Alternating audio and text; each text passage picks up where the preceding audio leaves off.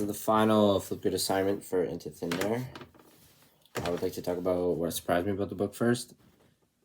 And I would have to say some of the events in the book. This was a adventure style book, and I thought it'd be slower, which it was at the beginning, but it wouldn't be like a lot of action or stuff. But some of the parts on the book are like unbelievable. They're like straight out of an action movie. I think Dante said that, but they're like when Beck stands up, for example, like that's something a movie writer would add almost, you'd think, because it's so unbelievable to make the movie more interesting. And that's really what some of the scenes were like, or some of the parts of the book were like. The guy getting hit, the Sherpa getting hit in the head twice with the rocks. That's, again, like straight out of a movie, almost like a comedy at that point, because you wouldn't think that would happen at all, not in real life. And that really surprised me. Because like it's supposed to be them exploring almost adventure, right? And some of the parts were action, especially when we got to the climax, when Storm was there and all that, and coming down. And that was the best part of the book, in my opinion. And the reading it is when I most enjoyed that. It was more like it drew you in more, like it made you want to read more kind of thing, which good books do. So I like that about the book. I would also like to talk about the emerging conflicts / themes. So I'm going to put those together. Say a theme is like it's almost a race going up the mountain. And it's not a sprint race, because sprint races are fast. And that would be like going up the mountain without the climatization and stuff like that.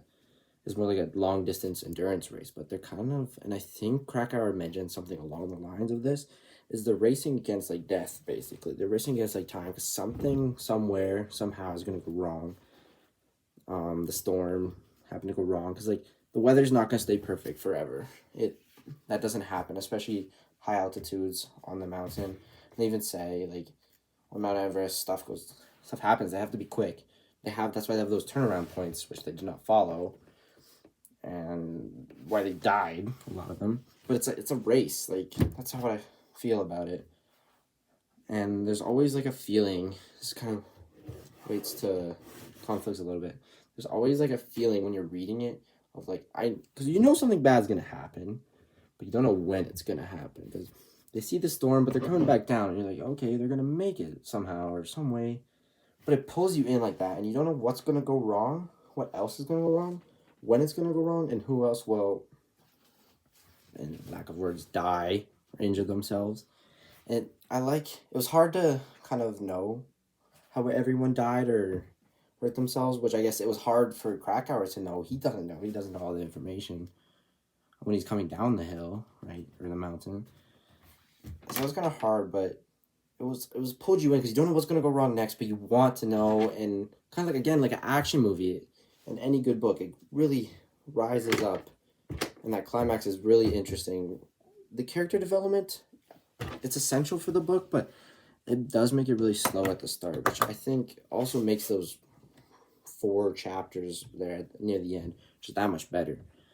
And the cooperation and respect of the climbers, like Tyrone said in his video, you think there'd be more conflict. They would be kind of almost racing against each other when really need to cooperate. And I think it's, they have respect for each other climbing the mountain.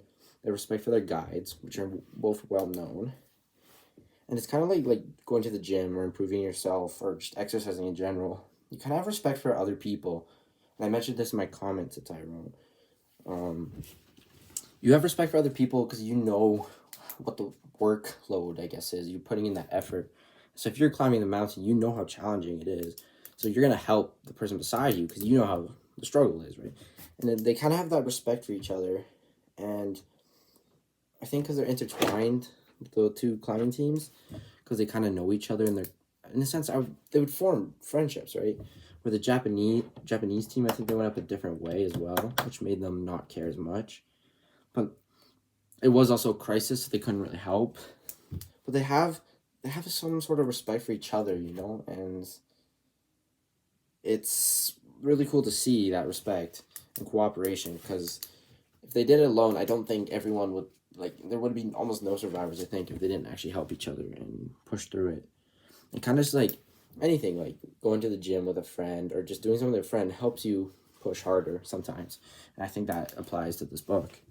Because even though I don't think they state it out there, it's, you know, Krakauer, he's one of the more advanced climbers, but he kind of helps other people when he needs to, and the guides do too. And I like that, and I really think that forms into it. Part of the theme of the book is the racing part against death, basically, but they have that cooperation that they're racing against it together. And they form stronger bonds, I would think, from that. And they did, most of them that survived, except for the Harrison's Point, the people at the end of the book that were arguing over it.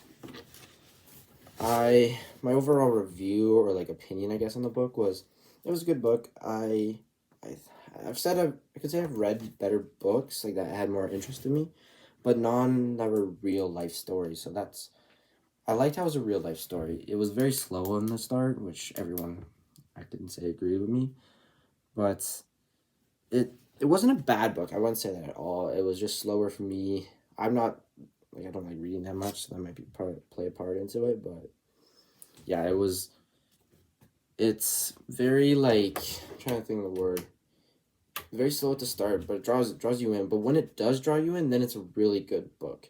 And it would be a short story if it was just those main chapters, and you wouldn't have those personal connections with each of the different climbers, because they really need that character development at the start. Would I recommend this to others? No and yes. I would recommend it if they were into like an adventure style book, kind of like this, or if they like about climbing, mountaineering. I would definitely recommend it to people. But if people, I think Miss Becky, you said this, people didn't like, because it kind of reads like a textbook at the start. If you didn't like that, I would definitely stray away from it. Like if you can't like sit through that. So it kind of just depends like on what you like to read, and that would be if I recommend it to you or not.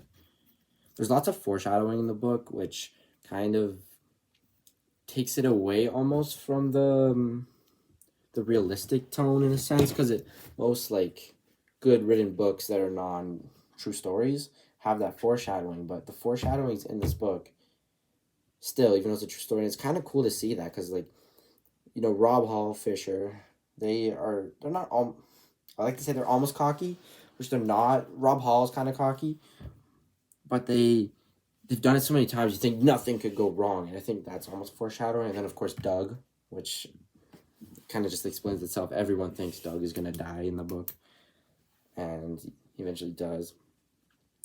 I like to tell how like I look up to Krakauer the most, since I connect with him the most. He's inspirational, really, because he's very, he innovates. Like, he's very smart. He can think on his toes, like I said, with the Kool-Aid and the snow trails, like Dante said as well.